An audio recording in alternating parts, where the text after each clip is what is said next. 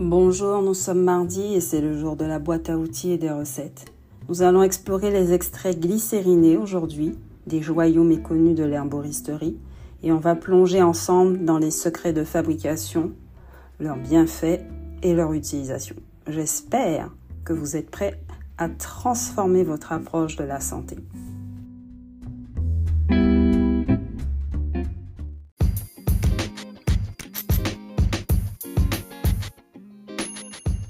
Je suis Sarah, votre herboriste, et je vous souhaite la bienvenue dans ce podcast où je vous aide à repenser votre approche sur votre santé et votre bien-être. Nous allons redécouvrir la précieuse, la pertinente et adéquate médecine traditionnelle avec nos amis, les plantes. Pour embrasser une vie plus saine et équilibrée, vous êtes au bon endroit.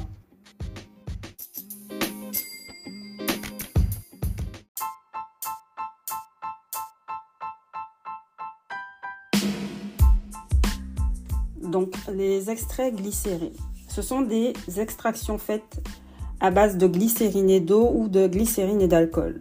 Nous retrouvons de plus en plus le type glycérine eau dans les produits destinés aux enfants, mais ce type d'extrait sera aussi souvent choisi pour les femmes enceintes, pour les alcooliques en rémission et les personnes âgées, justement parce que les glycérines ne contiennent pas d'alcool.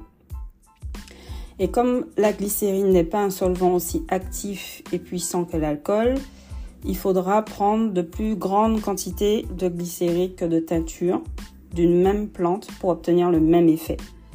Tandis que certains constituants ne seront carrément pas extraits dans la glycérine, il y a d'autres qui vont jouir d'une plus grande biodisponibilité lorsqu'ils sont extraits de cette manière.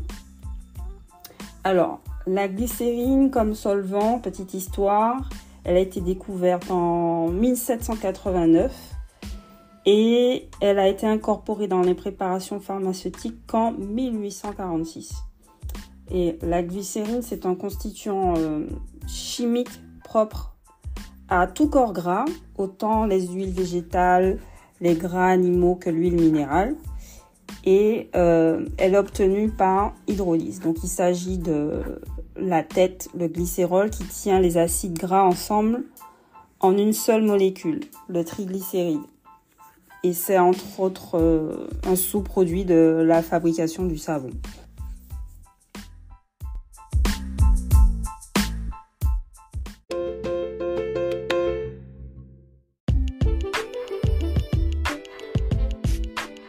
Maintenant, on va aborder la qualité de votre glycérine. Alors, il est important d'utiliser de la glycérine végétale pure pour les préparations d'herboristerie. Des extraits d'huile de coco ou de palme, entre autres. Et de la glycérine vendue seulement dans des magasins spécialisés. Parce qu'elle est généralement de meilleure qualité que la glycérine minérale qui est beaucoup plus facile à trouver en pharmacie, par exemple. Et lorsque la provenance n'est pas indiquée, ce serait plutôt raisonnable de présumer que c'est une glycérine minérale, un sous-produit de l'industrie pétrolière, si vous voulez. Donc, à l'état pur, elle est irritante et elle est stimulante. C'est laxatif. Si vous voulez tout savoir, si vous prenez la glycérine en trop grosse quantité, elle est laxative. Et non diluée, elle est irritante. Donc, lorsqu'elle est diluée, en revanche, elle devient un outil qui est thérapeutique en lui-même, quoi. Et elle sert même d'agent adoucissant et calmant des muqueuses ou même d'antipoison, comme un chélateur, comme un chélateur des métaux lourds qui sont dans votre corps. Elle va les escorter vers l'extérieur de votre corps, comme le plantain. On n'en a pas encore parlé, mais le plantain est un chélateur. Et on peut également ajouter à cette glycérine de qualité de l'alcool pour extraire plus de constituants et augmenter la durée de vie de votre produit.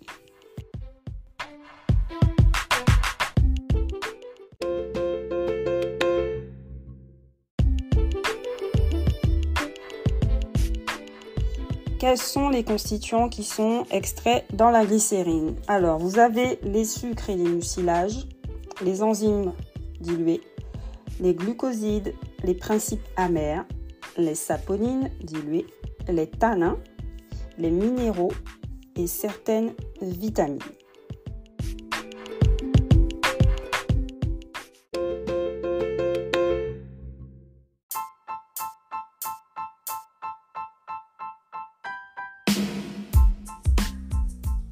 Alors, pour la préparation de votre extrait glycéré, avant d'utiliser la glycérine pure comme solvant, elle doit être diluée avec de l'eau, et ce dans les proportions qui dépendent de la qualité d'eau contenue dans les plantes utilisées. Donc, les proportions glycérine-eau varient de 1:1 pour les plantes sèches à 4:1 pour les plantes fraîches, c'est-à-dire une portion de plante pour une portion de glycérine pour les plantes sèches, 4 portions de plantes fraîches pour une portion de glycérine. Je répète, où ça va aller. Plante sèche, 1:1, plante fraîche, 4:1, 4 plantes fraîches pour une portion de glycérine mélangée avec de l'eau. Et afin de pouvoir ajuster votre recette au fil du temps, parce que si vous n'êtes pas satisfait de votre premier dosage, eh ben, n'oubliez pas d'indiquer sur votre étiquette des proportions utilisées de votre préparation.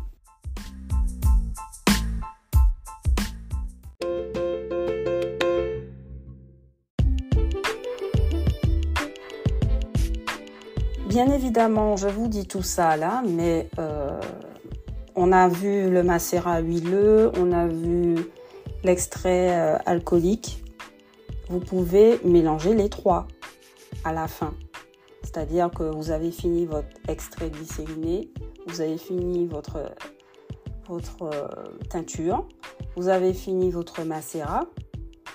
Comme les trois solvants ne prélèvent pas les mêmes constituants, vous pouvez tous les réunir. C'est ce que je fais pour mes cheveux.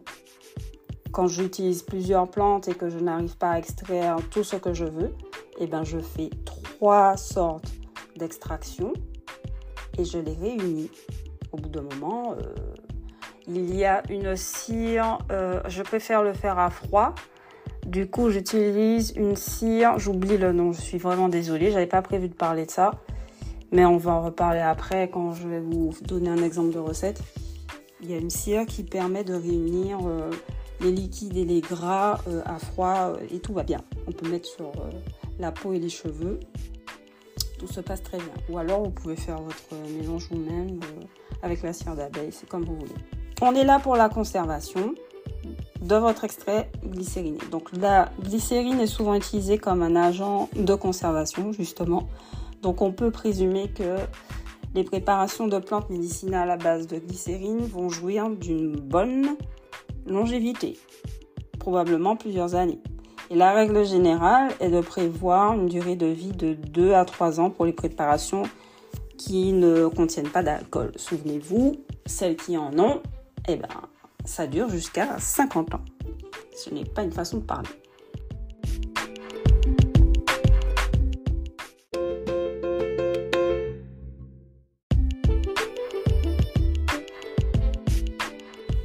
Parfois, pour faire un extrait glycéré, on utilise la méthode du mijotage scellé.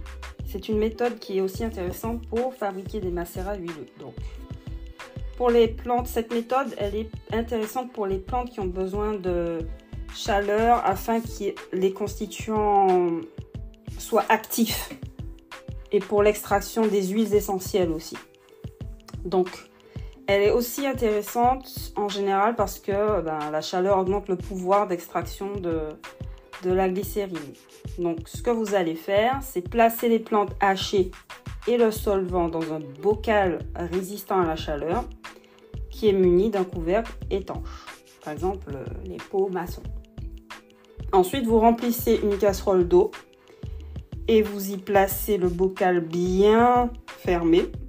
Idéalement, le bocal doit être complètement immergé. Ensuite, vous mettez le tout sur un feu moyen à doux. On ne veut pas faire bouillir la préparation. Et dès que l'eau commence à bien s'évaporer et à former des minuscules bulles, comme on dit chez nous, ça frémit, eh bien, vous diminuez le feu au minimum, le minimum.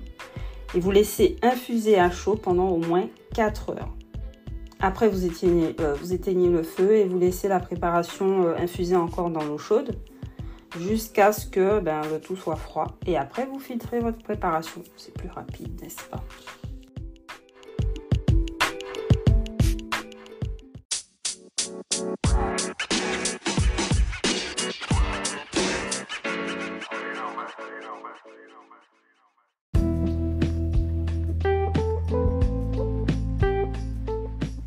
Si vous avez besoin d'un suivi personnalisé, prenez rendez-vous avec moi sur mon site internet www.afro-herbaliste.com. Si vous avez des doutes ou des questions sur le post du jour, laissez-moi un message vocal, j'y répondrai toujours.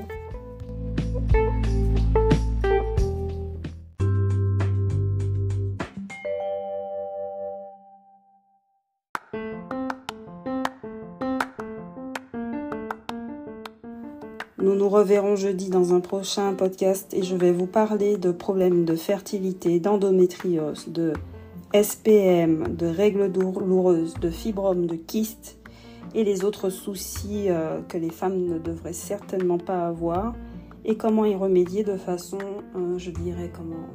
radicale.